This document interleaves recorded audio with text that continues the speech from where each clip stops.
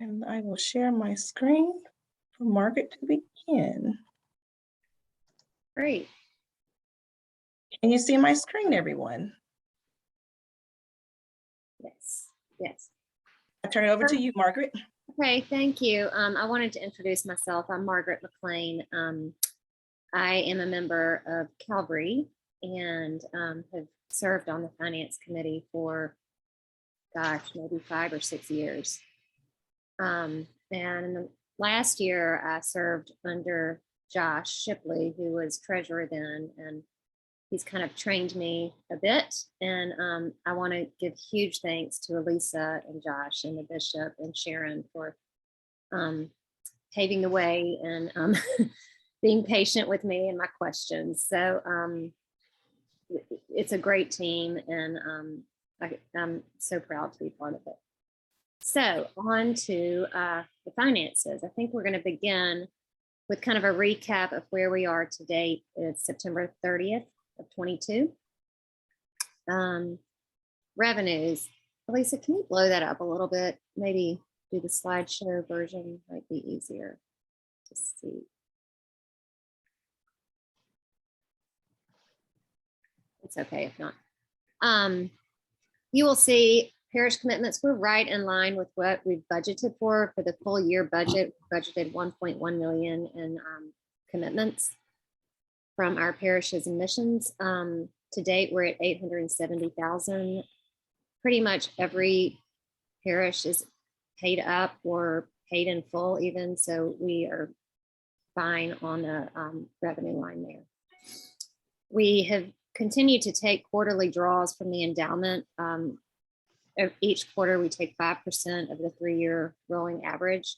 So total for the year at September 30th, we've taken $292,995. Other revenue line item includes 30,000 in bishop mission appeal for 22, and that's well over our $20,000 budget. Also, we've seen $59,000 in reimbursements from shared staff expenses. Stained glass, as y'all might know, there are, Elisa, remind me, 12 stained glass windows. Is that correct? Total that we've been storing for years and years.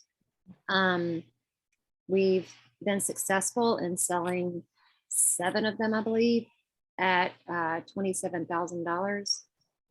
And so you'll see that in the revenue line item. Oh my God. We've also received $10,000 in donations that was unbudgeted, and $11,000 in revenue from the Barth House. As you know, Barth House is kind of up and running now. It's very active. Noah Campbell is there, and great things are going on there. So he's been able to bring in a little bit of funds for us. So total revenue at September 30th is 1.3 million versus our full year budget of 1.6 million. Okay, next slide, expenses. Can y'all see that? Can everybody see that? Is there a way to, yeah, can you zoom it up? Here. I am trying. My side of the screen looks a little bit swap. Presenter slideshow looks, I don't know how to enlarge it. I'm so sorry. It's okay. I'm trying.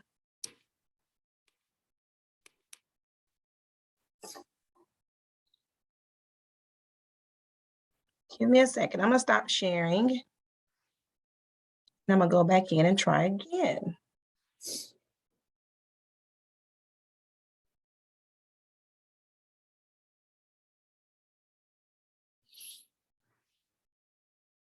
Is that better?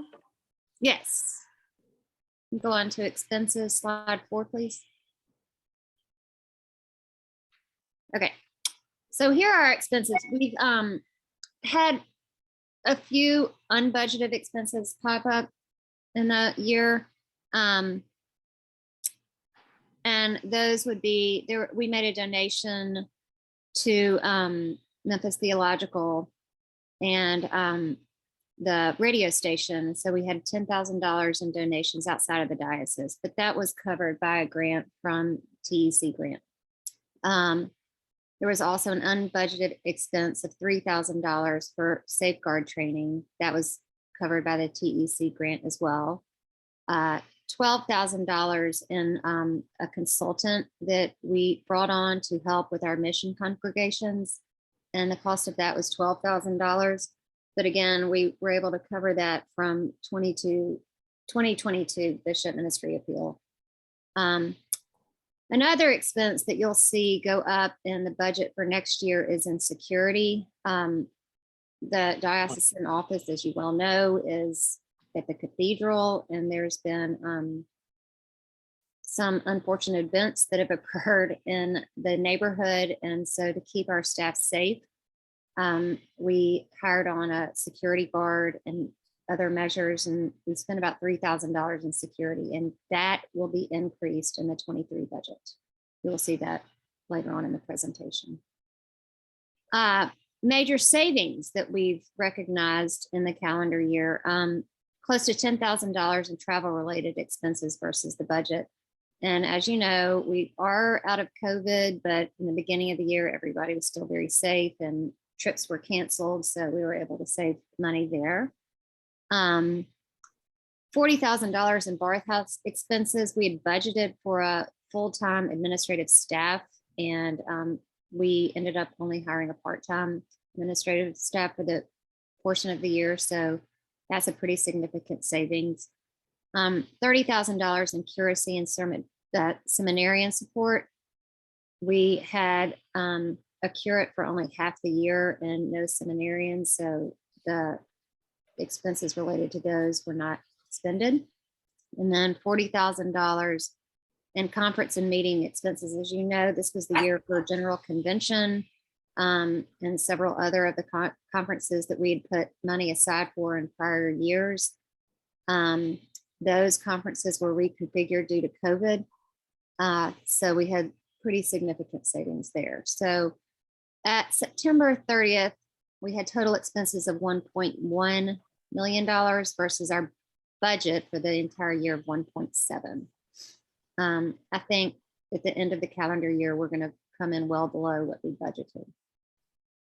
So as of today, we are at a surplus at $165,000. As we've done in the prior years, we put aside monies for future expenses, such as the conferences and conventions going forward, and so forth. And you'll see later on in the presentation. So we still need to make those adjustments, but we do anticipate taking them at the end of the calendar year. Okay, next slide, please.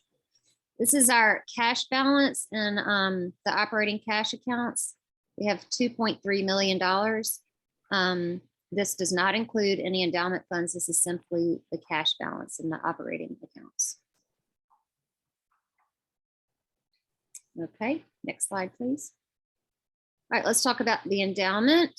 As you know, last year, the endowment committee switched advisors to FEG. The committee is chaired by John Owen. I think they've been very pleased with this switch, and I think Elisa and the diocesan office as well. They're very good about answering questions, getting materials to us. So it's been a great hire. Next slide, please. Okay, here we are at September 30th. We are at $13.8 million in the endowment. And I want to remind everybody that the diocese takes the 5% quarterly draw only from the 4 funds listed in the bullets: Bishop Odie Fund, Capital Resource Fund, Robinson Fund, and Theological Education. All other funds are for other purposes, and they're restricted for those purposes, and we do not recognize any of those monies. Year to date, as I've said before in the revenue section, the diocese has drawn $292,000 from those 4 funds. Okay, as we know, the stock market has gone down a bit. At the beginning of the calendar year, the endowment sat at 18.5 million.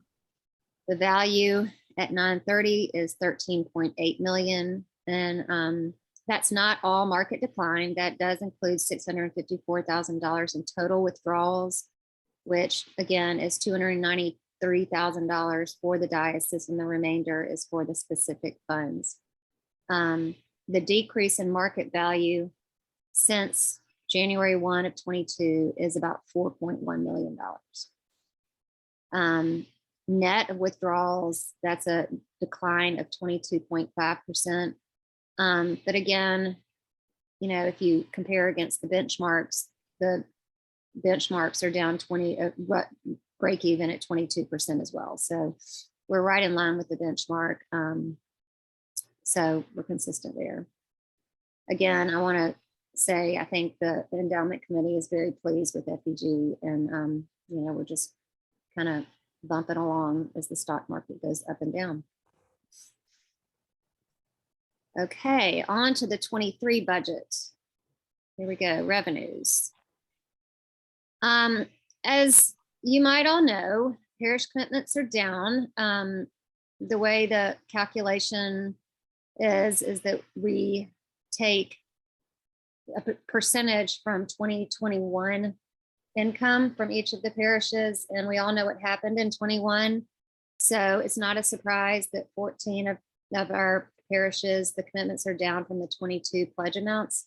That's about a 3% decline in parish revenue off of last year's budget, or the 22 budget. We are again budgeting a 5% draw from the endowment. Good news is the bishop requested, and it was agreed upon, a $79,000 grant from the church home board. So that will help us with some salaries in the coming year. And then other revenue line item includes $53,000 in reimbursement for shared staff, just as we've recognized this calendar year. $25,000 in the bishop missionary appeal, and $4,600 in Barth House revenue. Again, Barth House, as we said earlier, they're really growing and blowing, and we could see an increase in that line item, but we're going to be conservative and budget $4,600. Expenses. Okay, we did cut some expenses, but there are some new expenses. So I'll start with some savings that we are budgeting. The Episcopal Church changed its guidelines at General Convention on the assessment from the diocese to the Episcopal Church. So there's a decrease this year of $18,000 in our pledge amount to the Episcopal Church. And I believe that is a 2-year calculation. So hopefully we can see that next year. We are budgeting a $10,000 savings in diocesan convention expenses. And as we saw this year, there are no curates in line or seminaries. So we are budgeting a savings of $50,000 in that line item.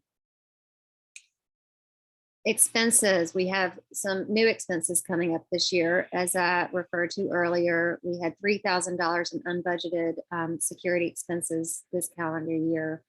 Next year, we anticipate spending quite a bit more. So we're budgeting $20,000 in security expenses for the diocese. And then we have some congregations that are in need of some support, some smaller congregations and congregations going through difficult times. And so we are going to budget $35,000 for support for those congregations. We have $7,000 in added legal expenses, and given all the great energy going on at the Barth House, we are going to increase our expenses at $7,000 for enhanced programming.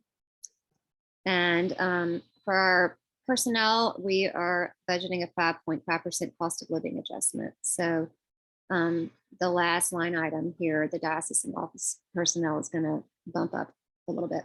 So our total expenses for the budget of 2023 is $1.7 million. Next slide. As I referenced earlier, each year we put aside money for upcoming expenses in subsequent years. So this is the chart that shows in 23 the funds that we're going to set aside for those expenses, as well as funds that we're going to use from prior savings to come back in and help us cover expenses for this calendar year. So it's kind of like a savings account. We're putting money out, but adding money back in. And so the net of that is going to be about $11,000 outflow for future spending. Next slide, please.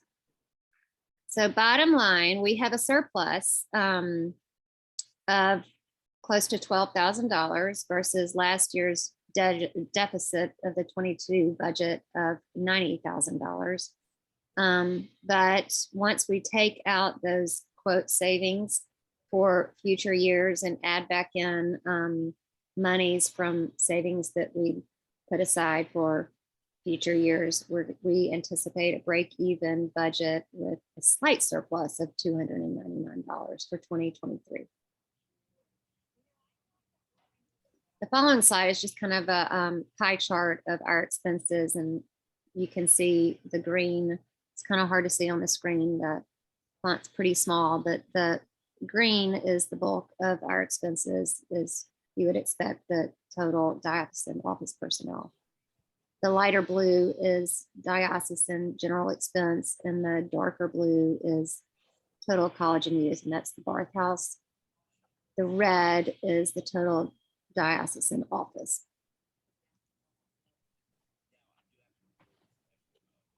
So I'll open it up to any questions.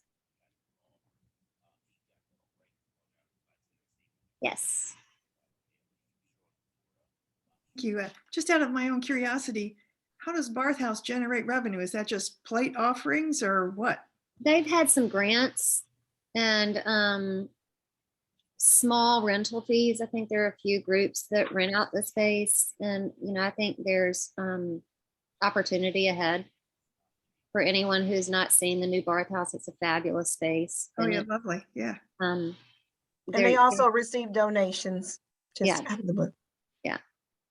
Okay. Well, then just my one other question is on that pie chart, what does diocesan general represent? That is, let me go to the spreadsheet. I can give you an example. Just a second, please. That would be items such as training, education for the property taxes, retiree insurance benefits, and then the bulk of that expense is going to be our assessment to the Episcopal Church. Okay, thank you.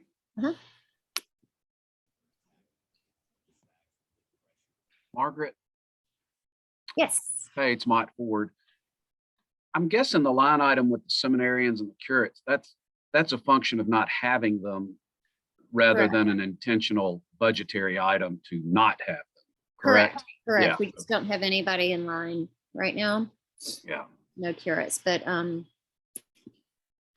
if we had one, of course, we would pay them. Yeah, I understand. I figured that was the case. I was just curious. Thank you. Yeah, this is Sharon Alexander, canon to the ordinary, and that falls under my jurisdiction. We don't have anybody now. We actually took a pause during COVID, but we have a number of people lined up that are interested in discerning. So we will be having that in the future. Good, great, thank you.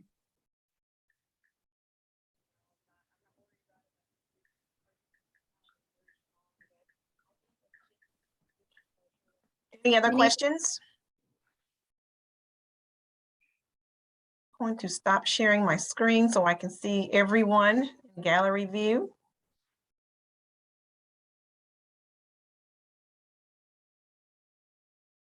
Well, if anybody has any questions going forward. Margaret, you muted yourself, I think, Margaret. Don't know how I did that. Maybe when I was switching screens. No, I Um, did it by accident. I was trying to mute myself and I muted her by accident. Maybe that's a sign. What I was saying is if anybody has any questions after this presentation or after, anytime throughout the year, please don't hesitate to reach out and call me or Elisa, and I can help find some answers.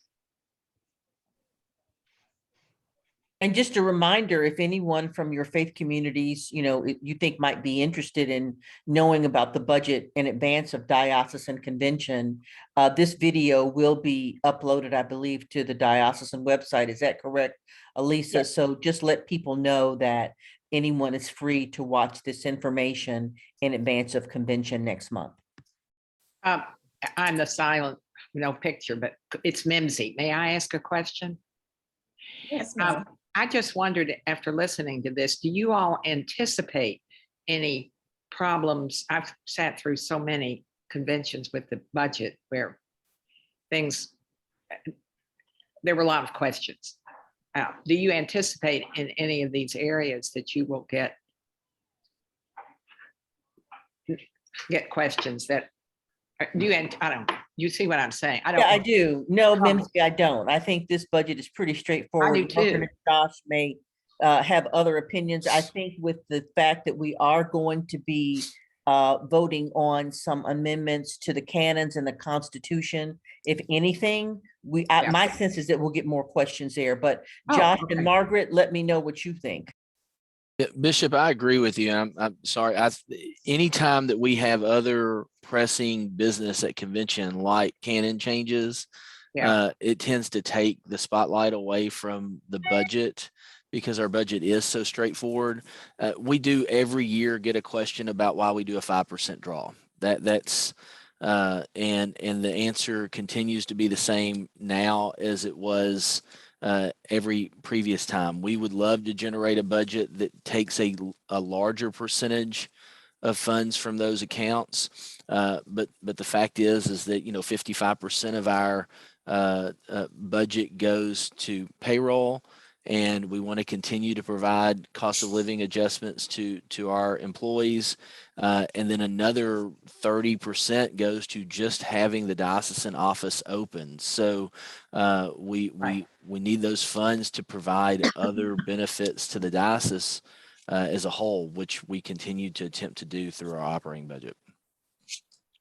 I think so. It looked very. And since it's also under my jurisdiction, since we mentioned the changes to the Constitution, canons, and rules of order, next Tuesday at noon, we will be having a hearing and discussion on those, and would welcome you to attend that and ask your questions then, so we don't have to deal with them at convention. Well, one would hope that everyone who's coming to convention would tune in early. That's why I did. I was just interested in what you all were doing. And my thought was the only red flag I saw was no money for new clergy, is what I'm trying to say. And that question was asked and answered beautifully. So that's what the only question I could have thought of to ask. Thank you. And Mimsy, when you say new clergy, I think it's probably I'm good sorry. to say newly ordained clergy, because, we are True. actually going to be making an announcement about a new clergy coming into our diocese in November from another diocese to serve one of our congregations. So when we talk about that line item for curate/seminarian, if this is a person who's already well into their ordained ministry, they come to the diocese. It's not in our diocesan budget. I see. But we can still get new clergy. Yeah, and again, that falls under Sharon's purview as well. Well, I just wanted right. it was just someone else asked that, and I just think in the general, several hundred of us there, that question might come up. But the way you all have answered it is perfect. So forgive me, but that's what raised a flag with me. Okay.